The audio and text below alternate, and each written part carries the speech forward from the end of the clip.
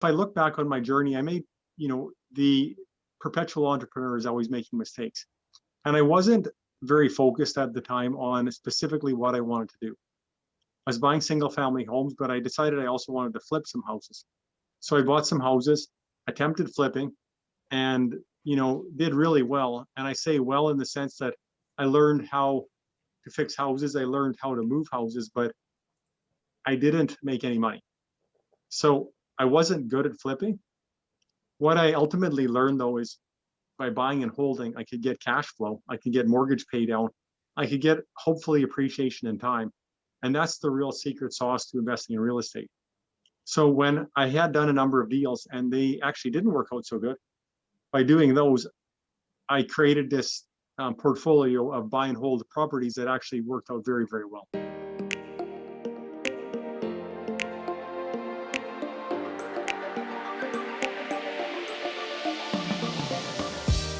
Welcome to the Commonwealth Home Ownership Podcast, the real estate investing podcast for Canadians. Whether you're a seasoned investor or just getting started, you've come to the right place. If you're looking for a way to take control of your life through real estate investing, stay tuned and be sure to join us at cwho.ca, your hub for all things real estate investing in Canada.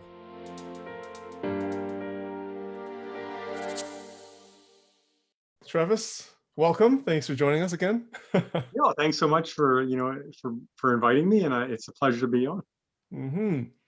So, for those of our listeners who don't know you, can you tell us a little bit about yourself, how you got started, like kind of how you kind of fell into this whole real estate game? Well, it's interesting looking at my trajectory into real estate, and I got to know you guys through my investing in residential real estate. But if we go back to the early 1990s, I was a farmer. And as a farmer in northeast Saskatchewan, so very, very small community, it's around Melfort, Saskatchewan. I grew up in the town of Beatty, so population of 53. And Sorry, what was the name called? It's called Beatty. Beatty, okay. Yes, so the town of Beatty, so very, very small, but what do people do in Beatty? Well, it's largely an agriculture community. So I was a farmer. And when I talk real estate, as a farmer, you buy property. So I was buying farmland in the early 1990s. So it's a very interesting time to get started in real estate. My family had been involved in farming, and I, continued to farm. So starting out, actually in the late 80s, mid-late 80s, interest rates had went really high. And as I got in, a lot of farms were going into foreclosure and having financial difficulties. So when we started, it was a prime time to be buying. Land prices had fallen probably 2/3. So we started about 70,000 for 160 acres. It actually decreased to below 50,000. And, we kept on buying. So for many, many years, I farmed, and, going through the 1990s, the 2000s, and I planted my last crop without a joint venture in 2013. Land continued sort of around the 100,000 mark. And it's interesting because now land is, recently close to 600,000 per quarter. So, started out early. Got investing in real estate, and I got my feet wet in real estate. Going back to the year 2000, I'd been doing the farmland thing, but I decided after I finished a couple of university degrees, it'd be interesting to do something else in the winter. So as a farmer, I had extra time, and I decided I'll buy a suited house. So I bought a house with one basement suite, a 2-bedroom. And I made it into 2 1-bedroom suites. So I got my feet wet in, everything residential in a very, very small way. And I continued on that path from 2000, bought a few houses through 2001, 2005, I built a house, 2006, another building, but I didn't really get a lot of traction. And 2010 came, and that's the year that was very, very pivotal. I started finding the right books, the right people around me, and my whole career on real estate massively shifted. And why did it take 10 years to get going? Well, I basically was ignorant of where to go to find help. So I knew I liked real estate. I knew I liked, doing property, but I just didn't know the how. So we had some people come up from the United States, and they are promoting a free evening seminar. So I went to the free seminar, 3 hours. They sold me on taking a weekend course. And that weekend course actually taught me a lot of interesting investing strategies. And from there, I applied the strategies and started growing. So about March of 2010, I had started buying, I bought an apartment building, and we continued from that time until now, basically doing a deal a month or more than that. So it's been a really interesting ride. Looking back to that 2010, the other thing that happened then is I got familiar with sort of some local investors. So I was working with some local investors, and themselves and myself were sort of helping each other learn the real estate space. I also started reading books. So the people like Don Campbell, very influential, and Don's one of the people very instrumental in REIGS, so Real Estate Investment Network.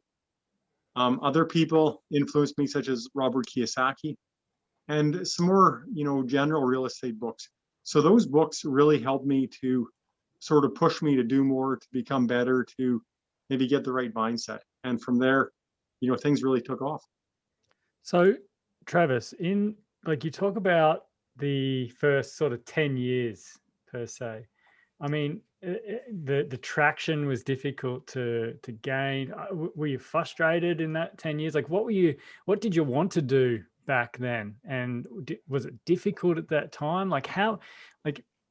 How did you get through that to the point where you all of a sudden just knew what you wanted to do, how to do it? Like, talk us through that initial period.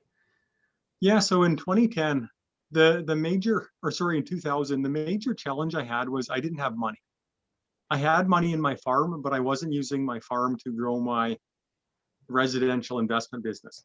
So I scraped together some money out of university, and $10,000 I had, and I put that down, and that got me my first house. And fast forward, that actually helped to propel me into my second house. But then I sort of hit a roadblock. I didn't know where to get money. And, it was quite difficult. I wanted to keep growing, but I also wanted a personal house. So market was quite good at the time. And in about 5 years, I paid for the first house. And the market, it kept going up. And I actually leveraged the first house, took a HELOC, and I used that to build a primary residence. So I built my primary residence in 2006, and I did it with cash. So some money from the farm, some money from my first rental house. But the real turning point was in 2010 when I realized about HELOCs, so home equity line of credit. And by taking a home equity line of credit on my personal residence, that was the sort of the major trigger to getting cash to go ahead. The second major trigger at the time, I had bought a small residential house for cash, and the number was $38,000. Not very much at the time, but I took that $38,000 house and I got it appraised, and it was worth $55,000 at the time. A friend of mine did the same thing, and his house was worth $45,000. So between us, we had $100,000 of assets, and we could get a mortgage on those two houses they had no mortgage, and we had $75,000 which we could spend to grow. So when I learned the strategy of taking equity out of building one and using the equity from building one to buy building 2, 3, 4, 5, I realized I can really grow this. What was also interesting at the time, when you don't know what you don't know, and although I wanted to grow, can you get more than one mortgage? Can you get 2 mortgages, 3 mortgages? I'd been doing it on the farm scale, but I hadn't been doing it in the residential sphere.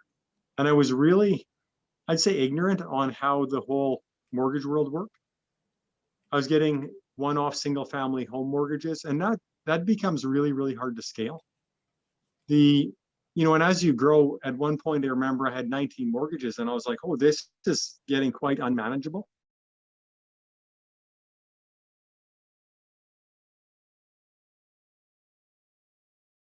I did quite a number of deals personally, having no idea that there was ever, limits on houses like a lot of chartered banks have.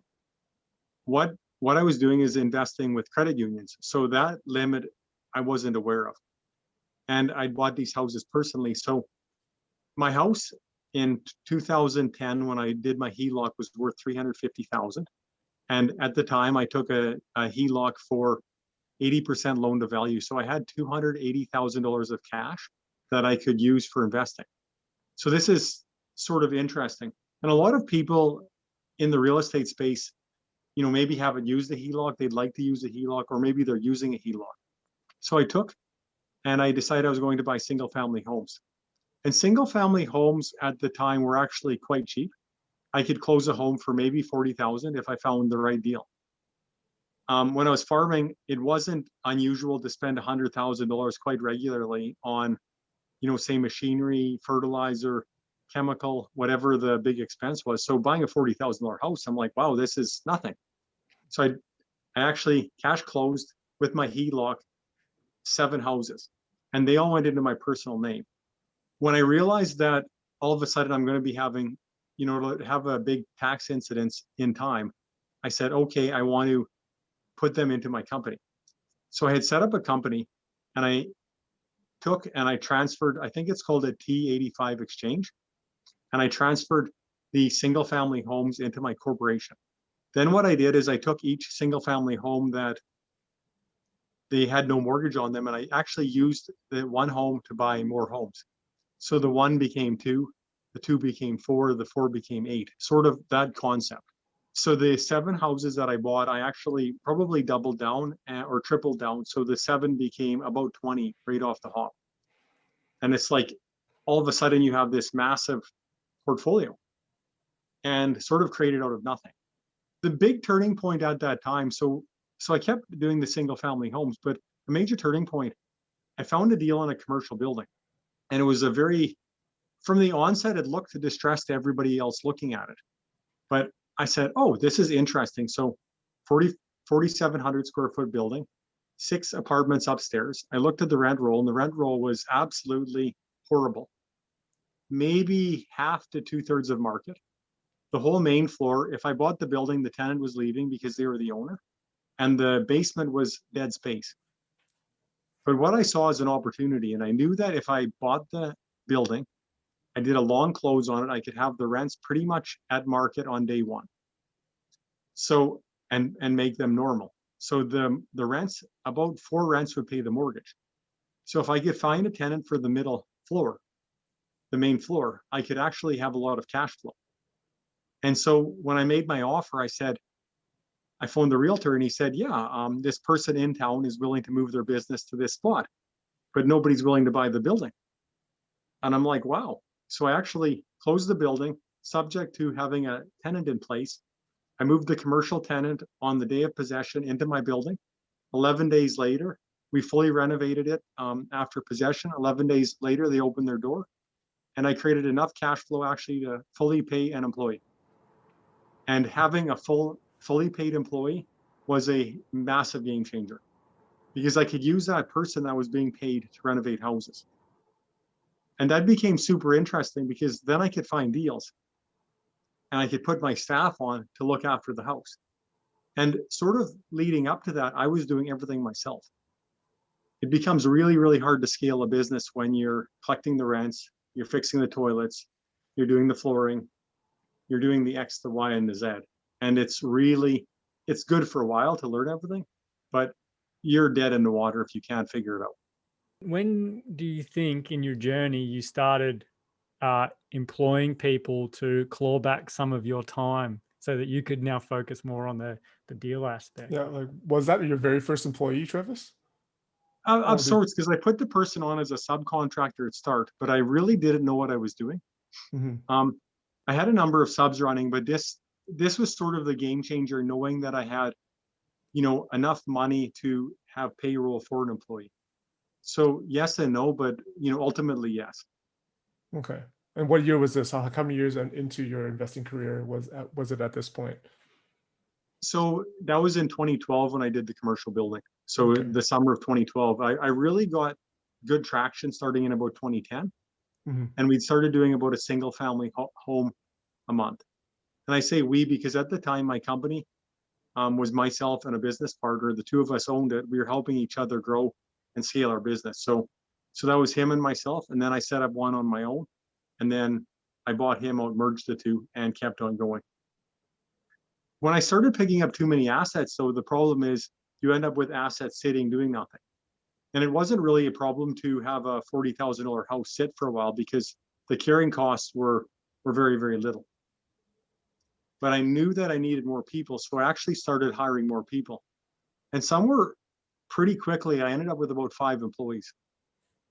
So I joined REIN in the fall of 2012. And at the time, I ended up learning the tools, how to buy some apartment buildings. So I closed on a 4-plex and a 8-plex. I probably had around 38 residential units at the time. And from there, we started renovating one-off apartments, renovating, more houses, adding basement suites. So I could put these people to work. The other thing, and if I look back on my journey, I made, the perpetual entrepreneur is always making mistakes. And I wasn't very focused at the time on specifically what I wanted to do. I was buying single family homes, but I decided I also wanted to flip some houses. So I bought some houses, attempted flipping, and, did really well. And I say well in the sense that I learned how to fix houses. I learned how to move houses, but I didn't make any money. So I wasn't good at flipping. What I ultimately learned though is by buying and holding, I could get cash flow. I could get mortgage pay down. I could get hopefully appreciation in time. And that's the real secret sauce to investing in real estate. So when I had done a number of deals and they actually didn't work out so good, by doing those, I created this portfolio of buy and hold properties that actually worked out very, very well. And all these properties still focused in and around the Melfort area, Trevis? Or have you Yeah, branched out into other municipalities? Yeah, great question. So as a person grows, I was buying in Melfort and buying more in Melfort. And, we hit 20 buildings, 30 buildings, 40, 50, 60, and it becomes a lot of buildings in one market. And the challenge I had is I wanted to keep my people employed, but there actually wasn't enough deals in my town. Now, my town is 6,000 people, so it's not a lot of people. I became one of the largest private landlords in my town, and I wanted to keep going. So I actually did branch to the next town, the town of Tisdale, Saskatchewan. For those of you listening and have ever watched the show Corner Gas, Brett Butt from Corner Gas actually is from Tisdale, and he actually used to make fun of Melfort. So here we are, Tisdale and Melfort, 2 of my main towns I invest in.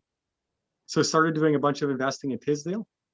Grew fairly aggressively there. And, as things would turn, by about 2017, I was having a challenge finding deals in Tisdale.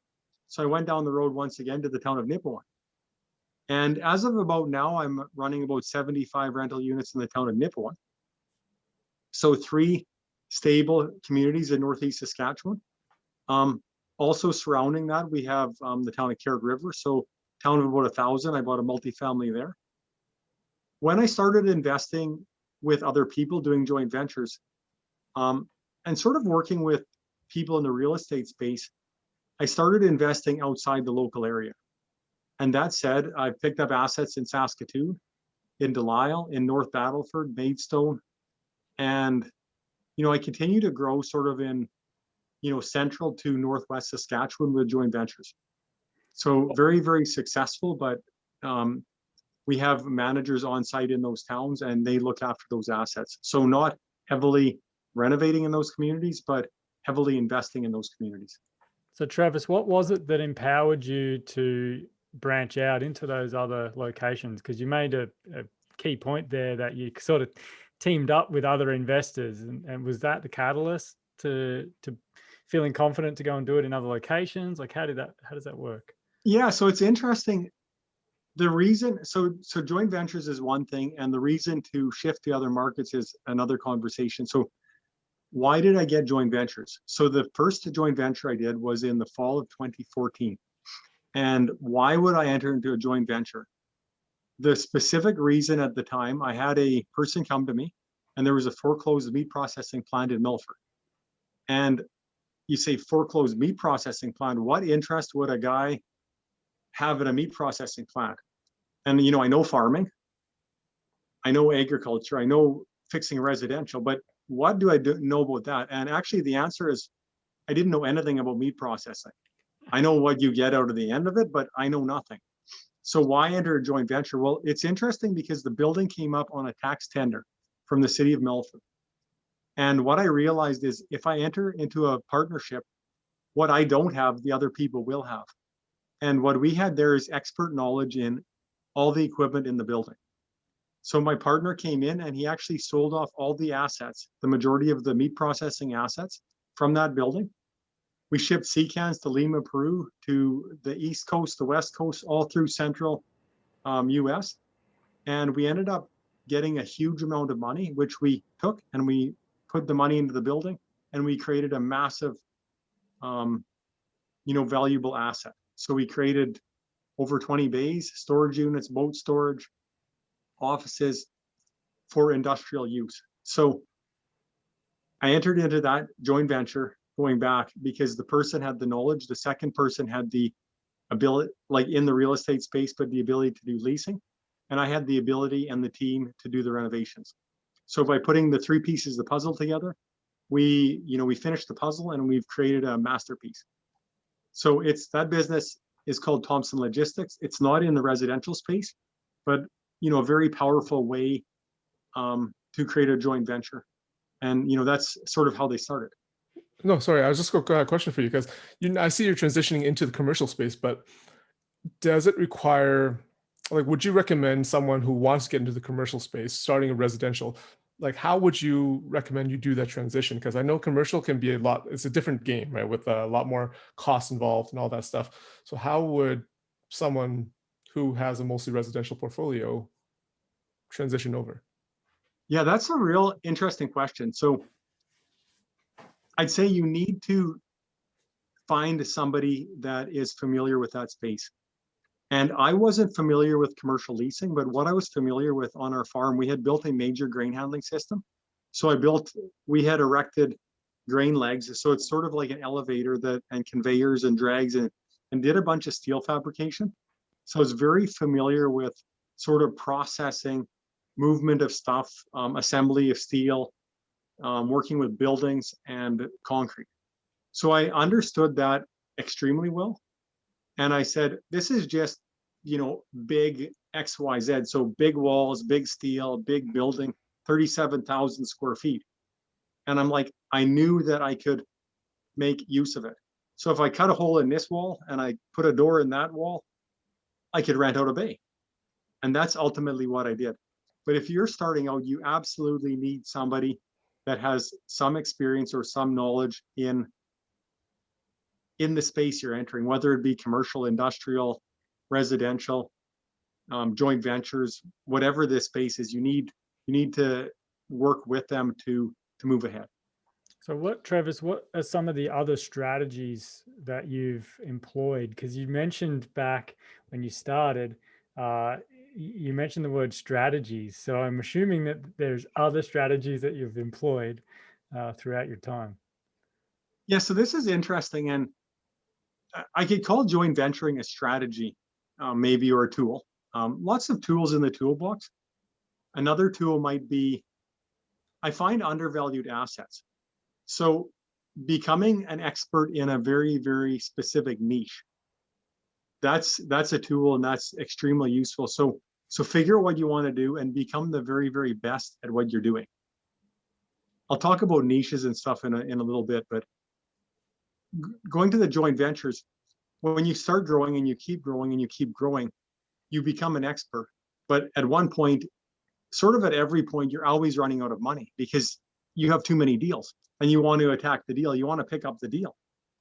And it becomes like, oh, I want this deal. And it's such a good deal. But you just like, how do you do it? Well, ultimately, you have to have a way to do it. So the joint venture can be a source. Somebody can bring in the money. They could bring in the expertise. They can bring in the ability for the mortgage, or they can bring the right tool to close the deal. So back to the meat plant, the tool was the knowledge of the specialized meat equipment. If I entered into a joint venture where, say, I hit a lending limit in a town, I could bring in somebody like Phil, and Phil could maybe get the mortgage for me because he hasn't hit the lending limit. Or if I buy an apartment deal, I might need $200,000 tomorrow to close the deal. And maybe you, Brad, would have the $200,000 as a down payment. I could bring the deal, you bring the down payment. Maybe Phil has the mortgage ability. And by the three of us working together, we have a wonderful deal. The other sort of key thing when I'm looking at things, you become the expert in certain areas. So you say, why did I go to other towns? And, I start in the town of Melfort. I become the expert there. My crew becomes, very, very proficient in what I'm doing, proficient in operating the systems that I'm running. But as you grow, you need to go somewhere else. So if I'm investing in communities, I invest in towns that are very, very stable. So that's the of utmost importance for me. And I say stable as in they're growing and or going somewhere. And although Melfort is very, very small, it has a Tim Hortons, it has a new Canal Hotel, it has a Canadian Tire, it has a lot of car dealerships, it has a lot of agriculture dealerships. So the town isn't dying. The town itself is very, very good in creating infrastructure for what they call playing Melfort. So we have a really nice skateboard park. We have a wave pool. We have a really nice hockey arena, a curling arena. We have these things and the amenities to keep people in the town. So if I look at Melfort and I apply that model into other communities, what are the other communities? I found the community of Delisle to be a great example. And even though Delisle is sort of a bit of a funny one, it's close to the city of Saskatoon. It has a twinned highway going to the community. It has a nice golf course. It has a hockey rink. It has a skating rink. It has a lot of new homes going in there. So there is growth in that town. And although it's a small town, there is potential for a very, very solid asset. Very similar thing in the town of Carrot River, Saskatchewan. Now, Carrot River has a peat plant. It has a wood processing facility. It has agriculture. It has 2 hydro dams very close. It has tourism. So it's not a one-horse town. 1,000 people, but lots of stuff there. 2 schools, a downtown, a hardware store, banks, facilities for people. Now, towns I wouldn't invest in, and I don't want to, I'm not picking specifically on these. They're just towns that I don't feel comfortable in. A great example, and you guys being Alberta boys, would be Lloydminster. So Lloydminster's on the Alberta-Saskatchewan border, but extremely cyclical. When gas is high and oil's high, the town's wonderful. But I think they got up to 600 MLS listings in a not that large of a town. And now it's kind of lowered a bit. But I'm not interested in a market where rents could be $1,000 one time and the same asset could go down to 800 for the same building. Estevan is another, Estevan, Weyburn, Kindersley, Saskatchewan. They're all kind of all over the map for up and down. So stable and boring. Boring might not be the perfect word, but stable absolutely is. So I'm finding communities that are very, very stable and healthy. And, over time, they're going to take a small curve, but, not huge appreciation. But I know I got great assets that cash flow. So Travis, between some of these towns in Saskatchewan that you will invest in versus the ones you don't, what is the difference in the economy that causes that stableness versus the cyclical nature of the economy? Yeah, so a great example, if you go into the town of Tisdale, you look around and you have, you drive into town and there's your Tim Hortons. And we've got a town of like 3,500 people. But if you look up, you see all these high throughput grain terminals. And why are they there? Well, Tisdale has some of the best farmland in Saskatchewan. It is absolutely, wealthy farmers, wealthy people surrounding the town that have built that town. And that's what I love about it is because you have these, very, very stable agriculture economy, it's not going anywhere. Whereas we have a great agriculture economy in the town of Kindersley, Saskatchewan, but it's also very, very oil driven. And when oil goes down from, 150 down to, terrible, that's not a great place to be. It's maybe $60 now. I don't want to be investing in a town like that. Yeah, it's funny. Yeah. It's funny that you say that because at one of our mastermind events a little while ago, I got asked about a property in Innisfail in Alberta. And that was, literally, it was an MLS listing sheet. And I simply just said, my only question was, what are the local economic drivers for Innisfail? And the response was, oh, oil and gas. And I said, what else? No, that's it. So, straight away just Googled Innisfail and you could see the population and the resources there. There wasn't. But here's the interesting thing about Innisfail. It is an agriculture town. It is on the major highway. And I believe it has, and I might be wrong here, I think it's a Purina dog food plant. There is So a there's a plant, major employer on the west side of the highway, and agriculture is stable. So if you have a stable economy based on agriculture, the oil and gas is a bonus. The highways there connecting, all of central Alberta, I don't think it's that terribly far out of Red Deer. No, it's like And half an hour. Yeah, half an hour from yeah, Red Deer. Yeah. Yeah. For me, like, there's just not enough. For me, it doesn't tick enough boxes, and for somebody to ask you, for you to give somebody a solid, point them in a solid direction. I mean, I'm looking for more economic drivers than a dog food plant and oil and gas when it's maybe up or down, and a bit of agriculture. But I mean, it's the same old story. Like even Calgary and Edmonton have these ups and downs that are just cyclical in nature. I'm really hoping we're poised for a good uptick here, but I mean, yeah, you make a good point. Like you really have to look into those local economic factors and research different locations before you go and try and take over the town.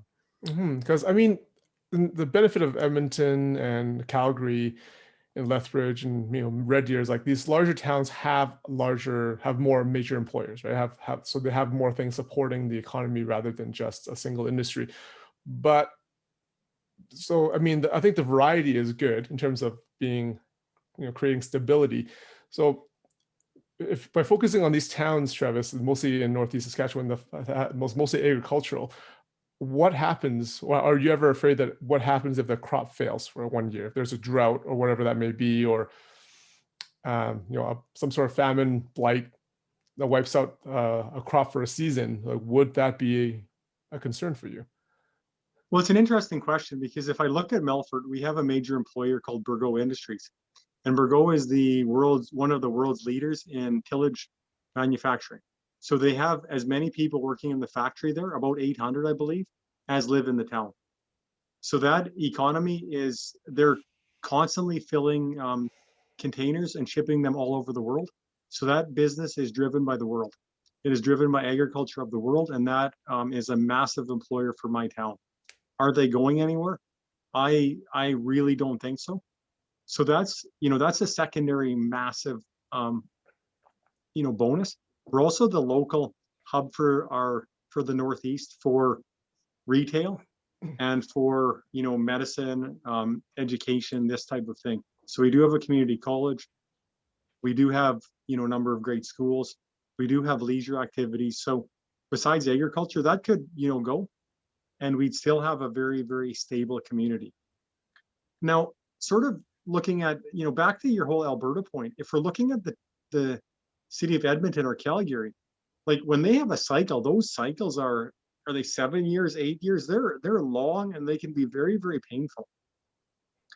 When rents went from that 1,100 to 1,000 to 900 to maybe 800, the value of these multifamily buildings just dropped off a cliff. And a lot of very, very astute investors had a massive challenge. They bought these buildings, they got 85% loan to value, CMHC refinances, paid out their initial investors, and then had to do cash pulls on everybody because the rents weren't there to support the building. So I'm investing in towns, I'm not over leveraging, but more so I'm buying assets that are affordable and produce great cash flow. Because I don't think if you're investing in Edmonton, like the suited houses to me don't make any sense. And I might be a bit blunt in saying that, but I can go buy an apartment building with 8 units for the same price people are buying a suited house for in the city of Edmonton.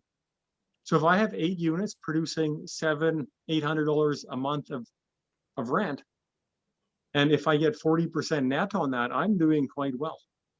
So I could invest in Edmonton, or I can invest in a smaller community. At the end of the day, I'm going to have cash flow. Whereas in Edmonton, they're looking at, I got $300 cash flow. Well, I get $300 a unit on 8 units. That's $2,400 cash flow off of the same investment. If I buy a couple of those, I'm not going to my 8 to 5 job. Just saying.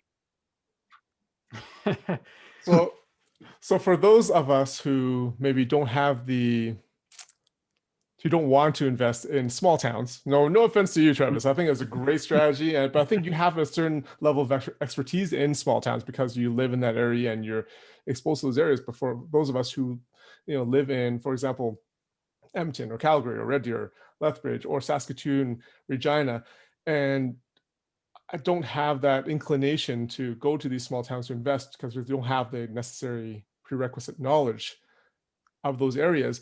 What would you recommend? Like, how would you recommend that we invest in these larger centers?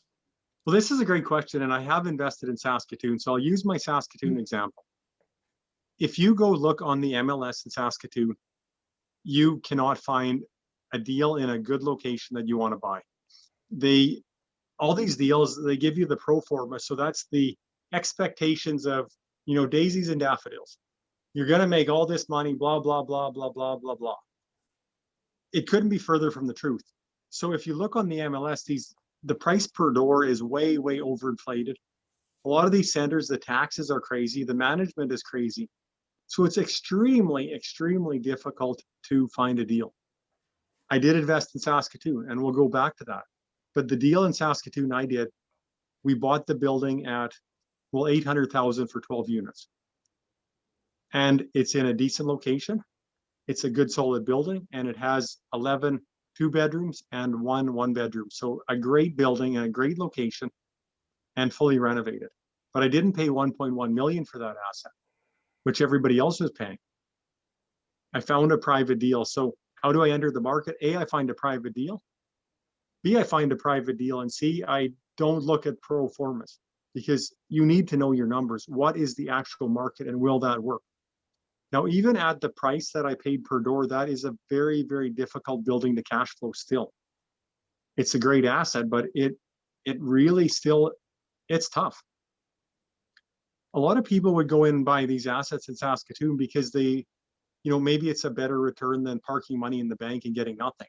And that's sort of the problem why there's a lot of high listed buildings, because they are selling. They're just not selling to astute investors. If I went to invest in other communities, I would definitely be the guy looking for private deals. I would be looking for value add. So say I found a building with kind of, a large footprint, but it was all 1-bedrooms.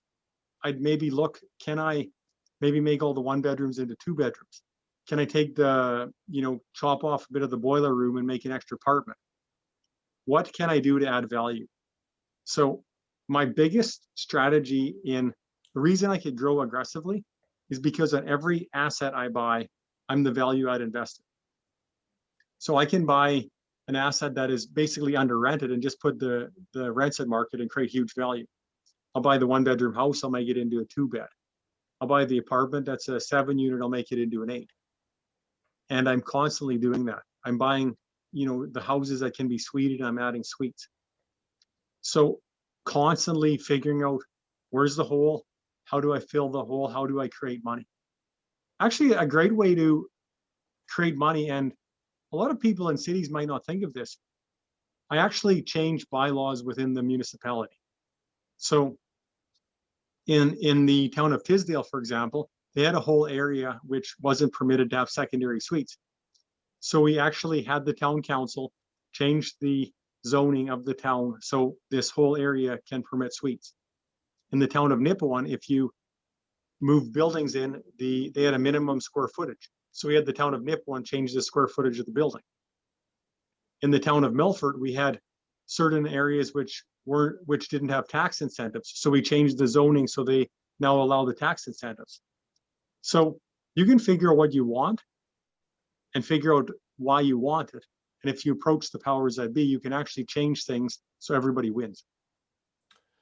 And what do you recommend as the best way to acquire these private deals, Trevis? Well, where do you look typically? That's a fantastic question. So I don't know a great way to show this, but let's just pretend that this piece of paper here is a newspaper. And you say newspaper, like, why am I talking about a newspaper? But, the irony behind newspapers is they're getting fewer and farther between, but they're actually a great source of deals. So to give you an example, we get a free newspaper. It's like getting the Calgary Sun. Mhm. And every Friday night, this newspaper shows up in my mailbox. And I read it from, the front to the back end. But in the back end of it, there are still classified ads. And there's still ads from municipalities talking about tenders. So municipalities will tender buildings, and it'll say, the lot block plan of a house, and it'll say this building's for tender, submit your tender by, say, April the 25th. And I'll read it, I'll figure out what the details are, and if it makes sense, I'll put in a tender. So before I just want to step back, what is a tender specifically? What does that mean? So it's sort of like making an offer on a property. So a tender is I'm offering to give you $50,000 for property X, and by a certain date. It's an offer. It's an offer to make an offer. It's Phil. You could by putting your house on the MLS, you're soliciting offers. Mm-hmm. A tender is similar. So, like in the construction world, if you've got a big project you want to do, you would put your project out for a tender, and then all the construction companies would bid on your project and say, "Here's our price, and this is why you should hire us." So it's almost like, okay, yeah, so you're bidding for the house. It's almost like an auction per se, kind of deal, right? Yeah. Absolutely. Yeah. And the Okay. interesting thing, though, how many people actually read the paper? But how many people read that specific classified ad where you've got lot 22, block 7, plan I-628, right? Like nobody's going to pay attention. But I pay attention. That's one of the questions I just wrote down is how many people are you up against in your area doing this? Well, the interesting thing is who's going to tender that? And if I find out, like if I ask the economic development guy that's showing the house to any potential customers, how many viewings he's had, and I go in there on the last day of the tender, and he says nobody's been through, I can put in a very, very low offer. I bought a house 2 weeks ago for $7,500. It has an attached garage on it even. Like that's no joke. Because I was the only guy that tendered. Would you even see tenders in large cities, or is it like a small town thing?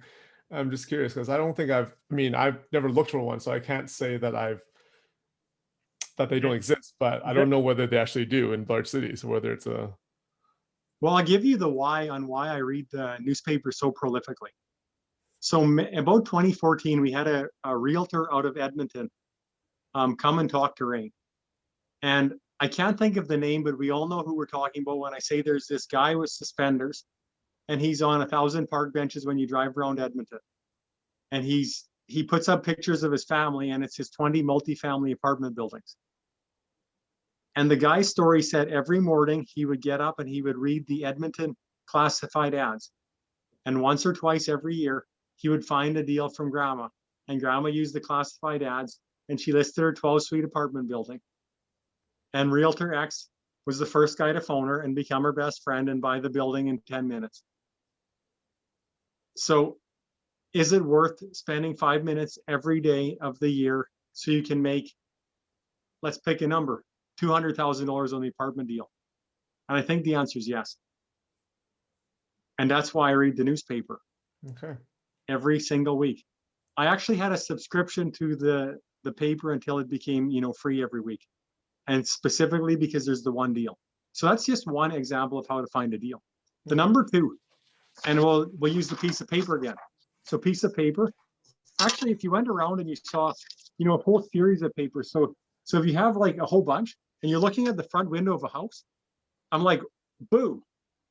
What does that mean? What does a bunch of pieces of paper in a front window mean? And you probably know the answer. Typically foreclosure or something along those lines, yeah. It's exactly. Yeah, and in Saskatchewan, the big foreclosure company is called Vera Nova Property Management. So they'll manage foreclosed properties for chartered banks, credit unions, all the FIs. So when I see that, I'm like, okay, this building is in foreclosure. It's A, going to list, or B, maybe not going to list, but something's going to happen. So I figure out the backstory and I'll buy that building, usually before it is publicly known. I'll phone the realtor and before it gets, posted, I'll have it bought. So that's a fantastic source of deals. So foreclosed properties, the number one, bank foreclosures is number 2. Now, if you become the expert in a community, so if you're in, I don't know the areas of Edmonton, but let's just call it South Mills, Edmonton. So if you're investing in South Mills, Edmonton, that's your area. And if you know every single house in that area, 5,000 people, you'll know what's for sale, and you'll be the first person on every house. If they said it's 123 Ajax Avenue, you'll know that 123 Ajax Avenue is a $310,000 house. It's built in 1963, has a cottage roof. It has a single attached garage. You'll know that house because you became the expert. So I became the expert in the areas I invest. I know all the streets in my town where I buy houses.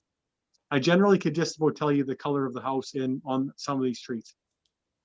And you know exactly what's happening every day. So how do I become the expert in closing the deals?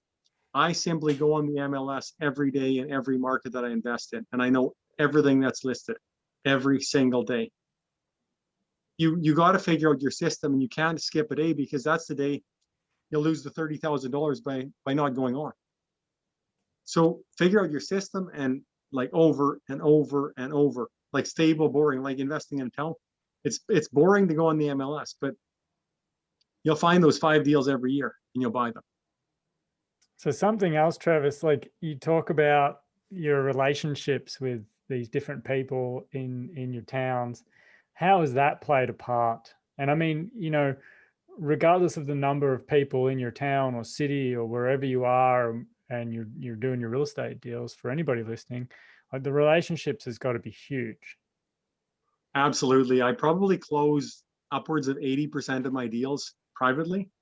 And a lot of those are, the random phone call. It's like, hi, this is, person X, and they've got something for sale for me. And that happens like super prolifically. So I say, if you're going into a deal, like it has to be a win-win for everybody. But the problem with a lot of these people is they just, maybe they're scared, maybe there's always a problem associated with the private deals that I buy. Maybe they're ugly and they can't sell it on the public market. Maybe they have a foundation issue. Maybe they need a quick close. Maybe they, pick it. And what I can do is I can offer a solution to the problem. I can offer it quickly, and I can offer it on terms that everybody wins. So, Ma and Pa go out of the deal and they're like super happy, and I come out and I'm happy. If I bring a joint venture partner and they're happy, so everybody's winning. And what's cool is if everybody's always winning, at the end of the day, the deals keep coming. It's the time that somebody, you're going to burn a bridge or do something wrong that is going to mess you up. So don't ever do that. Like, deals don't always go perfect, but fix the problem if it occurs, and mend a relationship, but stay on the same page. It's actually more interesting when you find the private deal. It brings to light a story that happened about 1.5 years ago. And a lady came to me, and her father had passed away. The house had been smoked in very, very heavily for about 30 years. And she just wanted, she wanted to exit. Everything the man had, the food, the clothes, the life's possessions were still in the house. And she didn't know what to do. She didn't need anything. And I was like, you know what, here's what it's worth. I'll go down when I get home today. I will go get a bank draft. I'll drop it off to the lawyer, and your deal's done. And, I talked to her about the situation probably for an hour. She told me what she needed. I said yes. We wrote up the deal, and, I took possession of the house immediately. So it's very, very easy when everybody is aligned with a common goal. Yeah, that's sort of the key to getting, great private deals. So relationships, bottom line, yeah? Yeah. Here's the other thing is, when you're investing in real estate, if you become the expert in something, and whatever the something is, are you the expert in multifamily? Are you the expert in agriculture? Are you the expert in industrial? I became the expert in a number of different fields. Specifically, if I'm looking at single family homes, I've become an expert in moving houses. And that's sort of this whole crazy world in and of itself. But when I see an asset that is in the wrong location, that is a great asset, I actually can pick up that physical building, and I'll take it from one place and I'll move it to the next place. and I'll keep the asset and I'll re-rent it. So if we look at a crazy story, and I love crazy and real estate are sort of my forte. So one random night, let's say it was Saturday, January the 10th, about 2016, and I get home at night and I look on the MLS. I was doing taxes all day, and I'm like, no, not the MLS. Sorry, I was on Kijiji, and I saw this great modular home in Calgary. And I phone up the vendor, and I said, Mr. Vendor, you've got this house. It's $32,000. And he's like, yeah, it's built in 2012. It's 1,100 square feet. Like, this price is so wrong. And I'm like, well, Mr. Vendor, why are you selling this house? And he said, well, the land is now going to be converted to industrial. And it was on, I think, Country Hills Boulevard, just outside the Calgary International Airport. And I'm like, oh, cool. So I said, Mr. Vendor, when are people looking at this? And he said, well, there's a bunch of people coming on Monday. And that was the key. So right then I just said, Mr. Vendor, I'm going to go online. I'm going to book a flight. Just bear with me. And talking to the vendor, I booked the flight. I booked the rental car. And I flew to Calgary the next morning. I landed at 10 o'clock in the morning. And before all the people that were going to look at the house on Monday morning arrived, I bought that house on Sunday. So, sorry, everybody else that was going to come, and I paid $27,000 for this beautiful bungalow. So when you're tired, when you're worn out, when you maybe don't even have the energy to drive, to pick up the phone and you see that deal, like I was winding down for the night, 9:30, 10 at night, but I'm like, I got to make this happen. So, I made that phone call. I got in my vehicle. I drove 2 hours to Saskatoon. I found a room to stay at, and I hopped on a plane the next morning. But that's what separates sort of wannabes from, actual investors, taking action, taking, immediate decisive action. If I see an MLS listing, I walk into the house. Before I walk out of that house, I tell the realtor, go to your office, write up that house at, 179,000. We're going to close this on July the 7th. I'm going to give you a $5,000 deposit, and it's only conditional upon financing. So before I walked out of that house, I have an offer. I'll do a DocuSign. I'll, sign it. So it's like immediate, decisive. It's now. I'm not sitting around thinking I might make the offer. I'm making that offer, and it's happened, and it's now. And I've heard the story before, so I'm going to ask this question. Where is that house now, Trevis, that you bought in Calgary? This is kind of funny. So the Calgary house, I live in Melfort. So what better place than to put the Calgary house other than Melfort? So I actually hired the mover, and the house was moved from Calgary, city limits of Calgary, to Melfort. I think it was worth about $140,000 once we moved it. We did very, very minor renovations. Turned out to be a great rental property. So when you're setting that up, talk us through this, because I find it fascinating that you just lift a house up, put it on a truck, and plonk it on a plot of land, and away you go. So I mean, when you're obviously the lifting and putting on the truck bit's fairly simple and straightforward. Obviously they have to sort of separate it from whatever it's attached to, whether it's a basement or on stumps. But what about on the back end there when you're plopping it onto that block of land? Like, are you having a basement designed that has been measured for the exterior of that property, and then you're plonking it on top of a basement, and then you can put a basement suite underneath, or are you just putting it on a concrete pad? Like, how does that work? Yeah, so there's a number of, this kind of opens up a whole can of worms. So I moved buildings. And when I say I moved buildings, I've moved 46 buildings. But I haven't moved any big buildings. I've moved a lot of small buildings. Now, what is the building that I'm going to move? So the first buildings that I moved, the first volume of buildings I moved were modular homes. And modular homes are what is the new mobile home. So a typical mobile home is 16 feet wide, and it's 72 or 76 feet long. There'll be 3-bedroom, 2-bath, generally 1,216 square feet. When that asset is moved, they are already on steel beams. And those steel beams are put on a dolly, which is a set of equivalent to the back end of a semi-trailer. And they're moved on the steel beam beams at highway speed like a semi-trailer. So very, very quick, very easy. To move a modular home out of downtown Calgary to Melfort would cost about $8,000. That's a known number. It's about $1,000 per 100K with a base price of about $4,000. So that's sort of number one. The second type of asset is sort of a double wide house. So I moved a double wide out of Calgary into Melfort. And a double wide is, you might be looking at 24, 26, 28 feet by 36, 38, 40, 42 feet. So it's something in those dimensions range, 1,000 to 1,200 square feet overall.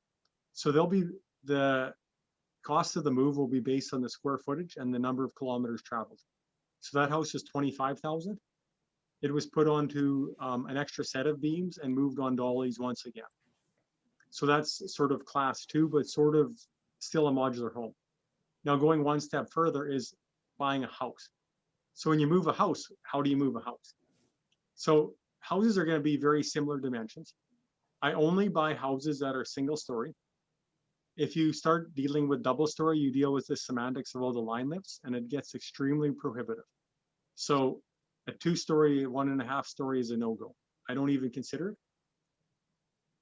I deal with houses that are generally sort of traditional bungalow style, so 1955 and up.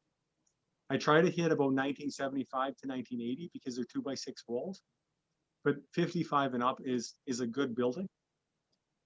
They'll be built on, say a 2x10 and 2x12 floor joist. The mover would actually place the steel beams under the house instead of having the steel beams, and they'll do the same thing. They'll put a dolly under there. So instead of having to just put a dolly in, they put the beams and the moving wheels. So sort of a base price for a house move is maybe 12 grand. An average house moving maybe 2 to 3 hours is about 15 grand. You'll go up to about 20 to 25 grand if you're pulling a house out of the city. Very, very easy. Now, what do I do with the houses? So a number of things you can do when you set down the house. So when you start with a mobile would go on a mobile home lot. So that's R5 in my world. A mobile home lot actually doesn't require a foundation in most municipalities. So you can actually take a gravel pad and blocks, and you just set the blocks underneath the steel beams. And then use aircraft cable, so it's steel braided cable, and it goes around the beams, and you anchor it into the pad. The second thing a mobile home can be set on is basically a solid concrete slab. So that's a permanent foundation. So if you're going into an R2 area, if you have a wide enough frontage of the home, you can go into a single family zoned area, and you put on a foundation. It could also go onto cement piles with the strip footing. So cement piles with rows of concrete on top, and then the blocks on top of that. That's number 3, or number 4 is screw piles. So you can put in steel piles that they have to have a certain torque. So they hit a certain pressure. So they go different depths, but generally they're say 10 to 12 feet down. It can get very, very prohibitive in the wrong soil type to use screw piles. Yeah, if you're in a soft, sandy area, next thing you know, you'll be putting in bell piles as well, and the cost will be through the roof. Oh, it can be a complete train wreck using a screw pile. So you want to remove unknowns when you get into these projects. So yeah, you sort of need to know. So that's mobile homes, modular homes with houses. So you can do a number of things. So you can do screw piles with a house. I've pulled a number of houses out of the city of Saskatoon. In Calgary or Edmonton, it would be very, very similar. People are doing infills of, say, wider lots. So they'll split the 50-foot into 225s or the 60 into 230s, and they'll put a house in. I'll get that house for between 0 and 10 grand, and I'll pick that house up and I will move it to the towns I invest in. So if I need to move this like with extremely short notice, actually I've went to a house and been buying a water heater and a furnace and been given the house. So you have like no runway to get the house moved. So it's like it's go time, and you put screw piles in like super fast. So I went from like having like actually not owning the house and seeing the house till 11 days later having the house on a lot on screw piles in the new location. So where I need to go very fast, I'll put screw piles in. They're extremely fast, quick, and generally affordable. If I am investing in a municipality with higher valued land, I'll put in a basement. And basements can work very, very well if you have the right house. So if I'm putting in a basement, I'll do a secondary suite. And when you have a new, I use wood frame basements because you don't have to frame inside the concrete then. So it's really quick to set up the suite. The third type of foundation is a crawl space. So you can do an ICF. So it's like concrete in styrofoam blocks, or you can do a 4-foot wood crawl space. So in Saskatchewan, we had a lot of Sask housing duplexes, and I've moved 6 of them. So I buy assets for 20 grand, which is a side-by-side duplex, and I put them onto a crawl space, and I have 2 units. So there's a whole variety of things depending on the asset, but essentially you're putting in, a cement or wood foundation and or screw piles. Quick, easy, and huge value adds when you understand how to do it. So does the land come first or does the house come first? Like, which do you actually acquire first to actually put this whole deal together? I'm just curious about the logistics of it, because yeah, well, so this is interesting. A lot of moving parts. I generally have I land bank. I have sort of land bank. So I have empty lots that I can do something with. And if I can buy that asset cheap enough, it's okay to hold. So as an example, in the town of Melfort, I bought a house for $14,000, and I knew it had no value. So, it was house versus wheel loader, and the wheel loader won. So I ended up with no house. So I cleaned the lot off, and I put in another building. So in that case, it was land banking. In the town of Nipawin, Saskatchewan, this is a really interesting kind of town to invest in. So number one is it's all in sand.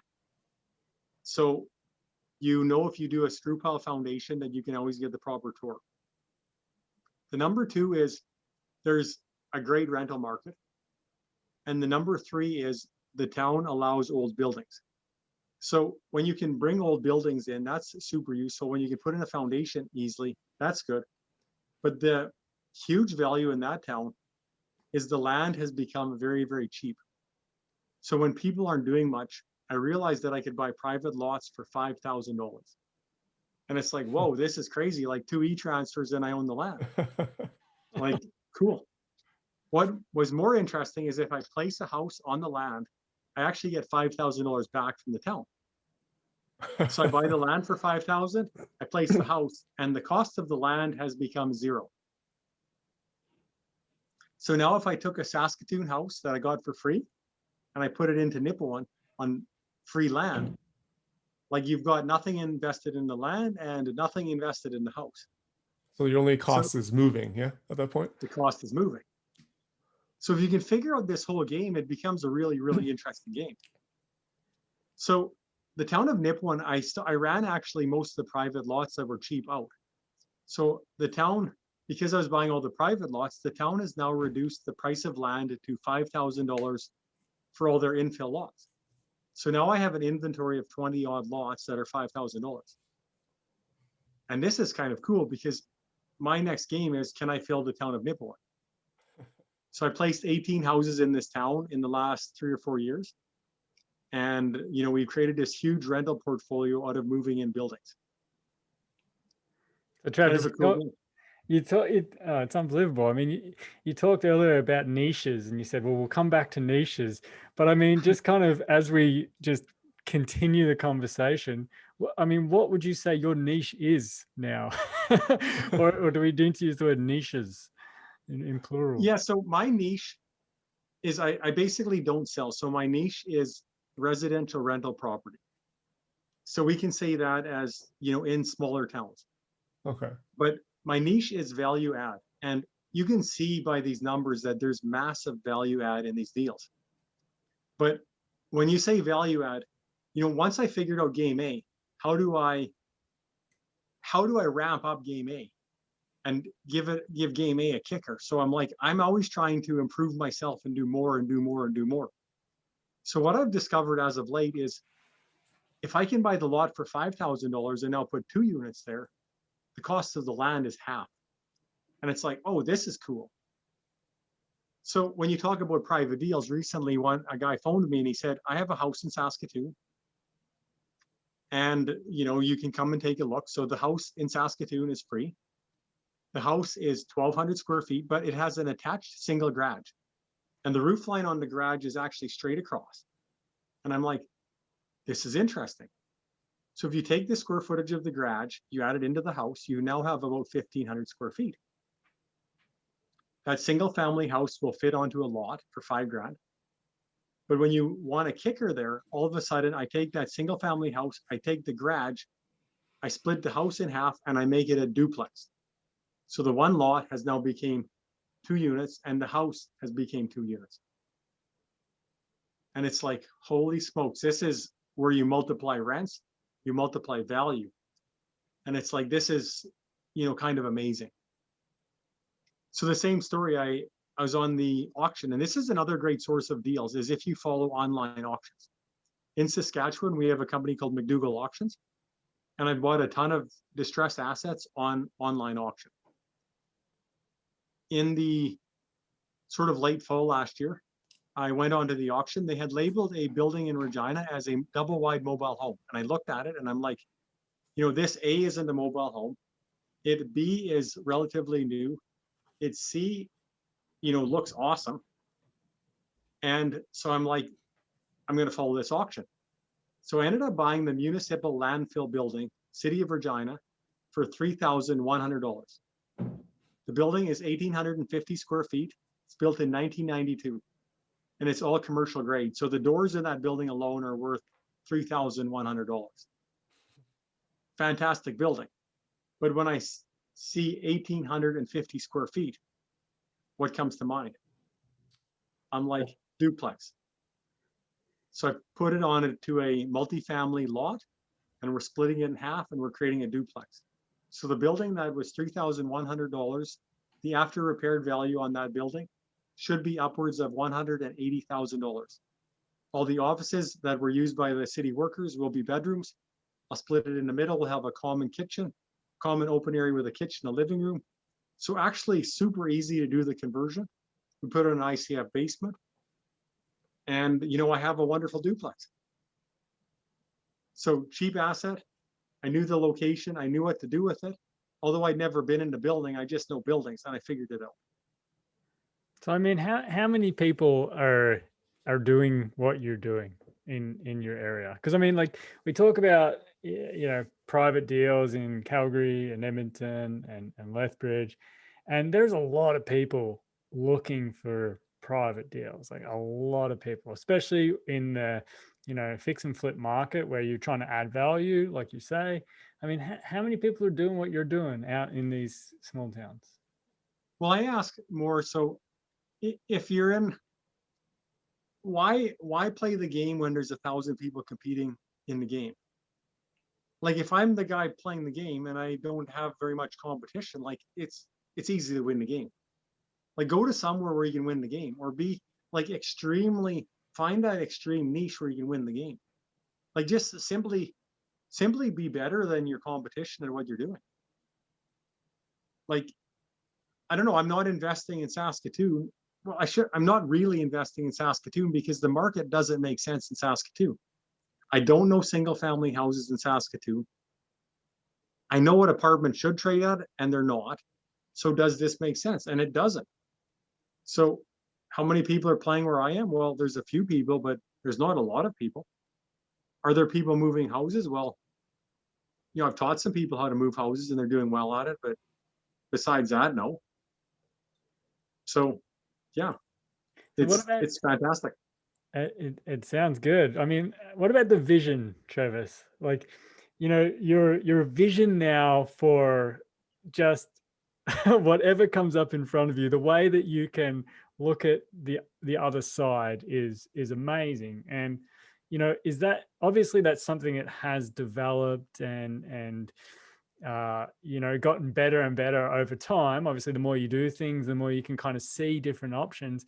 But I mean, how did you develop this phenomenal vision for just, I'm going to turn this commercial building into a residential building, but before I do that, I'm actually going to cut it in half, add a kitchen, but before I do any of that, I'm going to lift it up and move it over here. Like, Yeah. I mean, it's amazing. Well, it's funny thinking about this, like, once, like, here's the answer. You got to take it, and I'll put up a blank piece of white paper here. We're going to keep using this. So we got a blank piece of white paper. Now, if this is your house, it's a box. You got to treat a house as a box. You got to dumb it down to its bones. So, like, they all have X number of walls. They have a heating system. They have an electrical system. But at the end, they're a box. So I don't care what color paint, flooring, blah, blah, blah. So I buy boxes. I fix boxes. Actually, when I fix them, you're using the same flooring, the same paint, the same fixtures, the same kitchen, the same, like, that's all the same. It doesn't matter if my house is in, Nippo and Tisdale or, Maidstone. Everything's the same. So you got to dumb it down. So that's the A. When I find a house in Calgary, it's no different than the house I moved from Meadow Lake, or the house from, like, La Corrie, Alberta. Like, that's out by Cold Lake, or Hannah, Alberta. They're all the same house. So understand, you're buying asset X. They're all the same. And you're putting asset X on lot X, because all these lots are the same, and you're doing the same thing over and over and over. It gets kind of boring, actually, because it's just the same thing.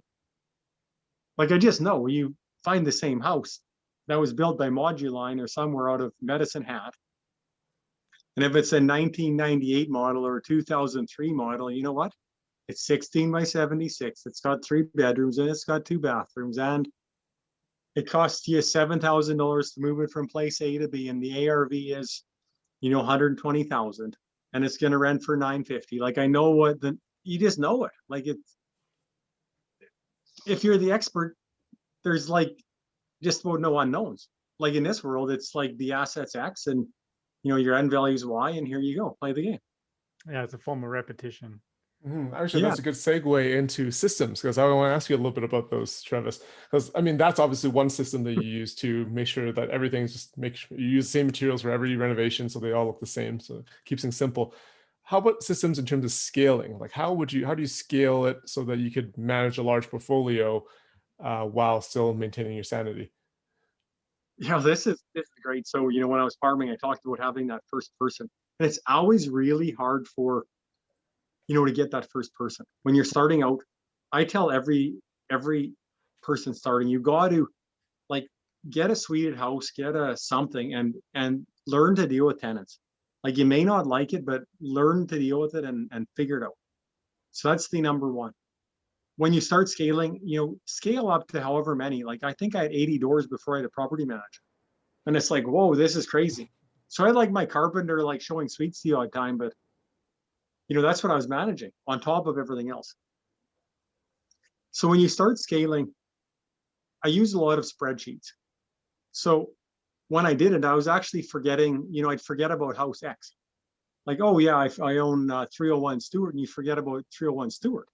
It's like, oh darn, like, the tenant didn't pay and I forgot about it. And then it's like, oh yeah, that dude didn't pay.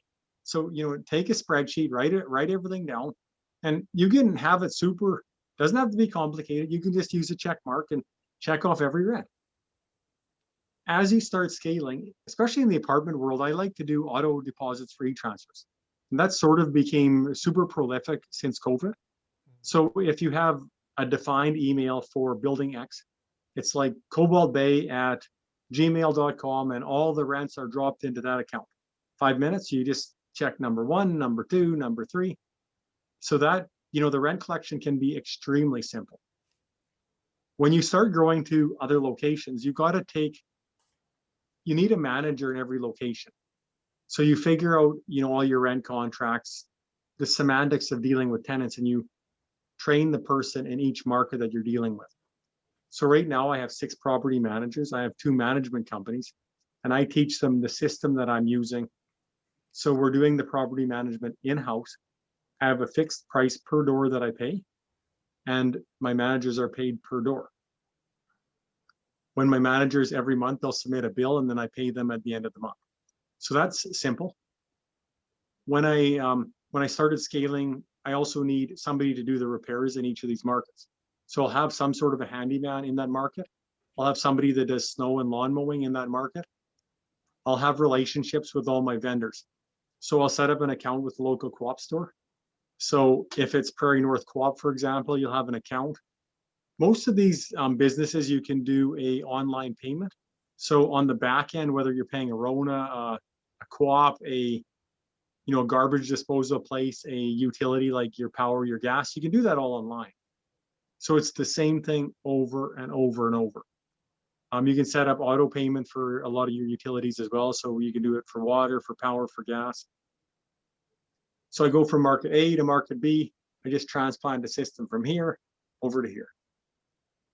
As you start scaling, the big problem that occurs is you're always short of people. It doesn't matter, in what capacity. I buy too many deals. I take on too many properties. I take on too many projects. You're kind of running ragged. So you just about need a manager over managers. And it gives you your time back. So now I sort of have my main manager as the go-to person for property managers in other towns. If they have questions, they can phone my main manager. I got my main manager is also the person that picks up mail and opens mail. So all this stuff funnels down. So I don't go to the post office. I had a mailbox for say 5 years in my town, and I didn't even know where it was because I'd actually never been to the post office. Because that's like a $15 an hour job. It's not a, I got to do higher value activity. So getting the mail isn't a high value activity. So putting the right people in the right place to do the right thing. The other key to that system is if the person is failing in that job or that position, you can, try to work with them and fix the problem. But if that person can't be fixed in that position, remove the person and do it sooner than later. And, I'm always replacing somebody. I deal with so many people that, this person might be failing or, they could be a better fit somewhere else. So I've learned that, find the best person. If they can't improve or they can't learn, move on and replace them. In my world, so I have the whole property management thing, but I also have the whole business where I'm fixing houses. So I have 16 carpenters on right now. And when I'm managing all these carpenters, you need to find a boss that manages a couple people under them. So you have fewer direct reports to myself. So my main carpenter looks after 2 other carpenters in Melfort. My carpenter in Nipawin looks after people in Nipawin. So you need to find the one person that you deal with just to remove numbers. Otherwise, it becomes overwhelming. You also got to be not scared to sort of let things go. So if you trust people, you can't micromanage all these people. You just have to, trust that they'll fill your building with good people, that the good people will pay the market rent, and then you'll collect all your rent. So, letting go is a big thing. And so many people want to do everything. You can't do everything. So as I scale, what's my vision? I want to keep growing. I've been buying, house a month, a unit a month for many years now. I think we've done a deal a month for 11 years now. That's kind of a cool statistic. But if I want to get, 1,000 doors, if I want to actually hit 10,000 doors, you have to let something go. And I'm getting to the point where does it make sense to buy single family homes? I don't know that answer. I know I'm doing it well. I know I can create value on deals, but does it make sense? You can scale much faster buying 12 unit, 18 unit, 24 unit buildings. And actually you can grow value much quicker there too. So Trevis, if you're dealing with cap rates and stuff, it just, the world is a whole different ball game. Mm-hmm. So something that we talk about with our clients and the people that we help is trying to establish what real estate is going to do for them.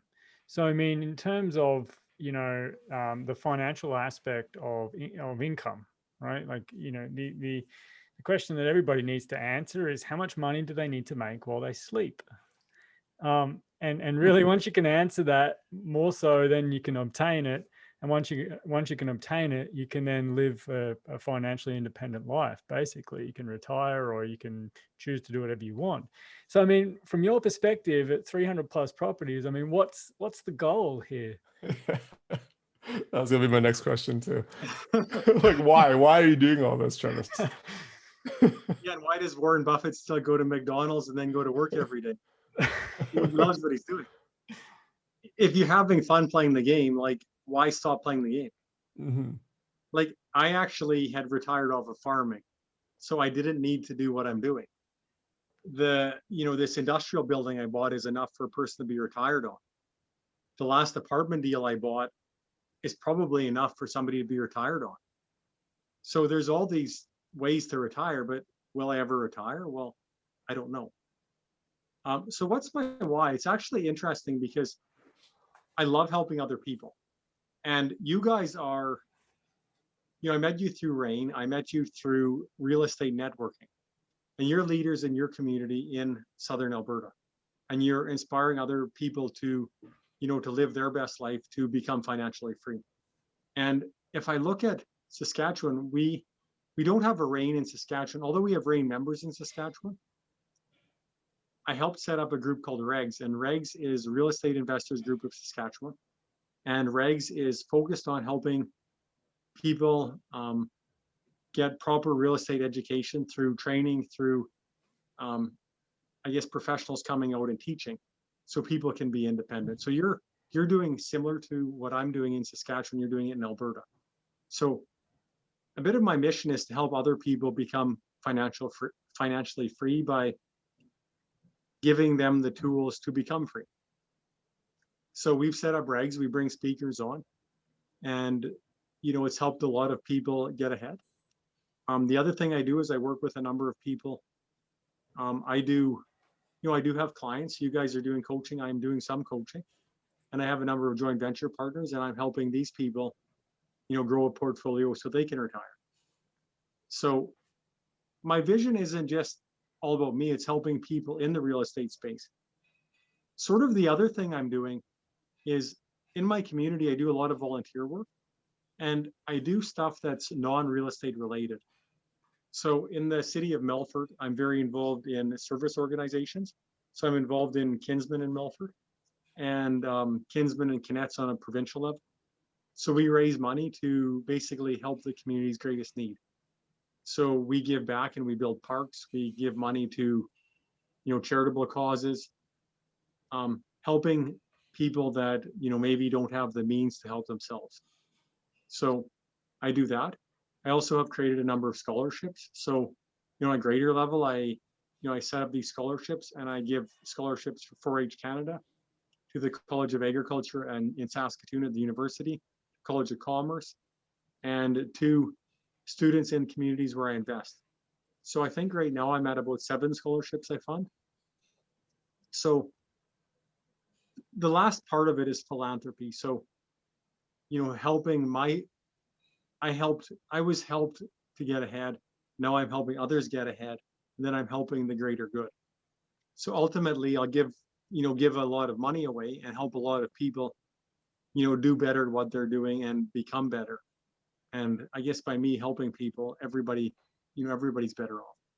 Yeah, it's funny how real estate can kind of lead into that, isn't it? It almost gives you a bit of time back that you can actually put into these things, where you can start to help others do what you're doing, and simply start looking at the future and seeing the power of real estate.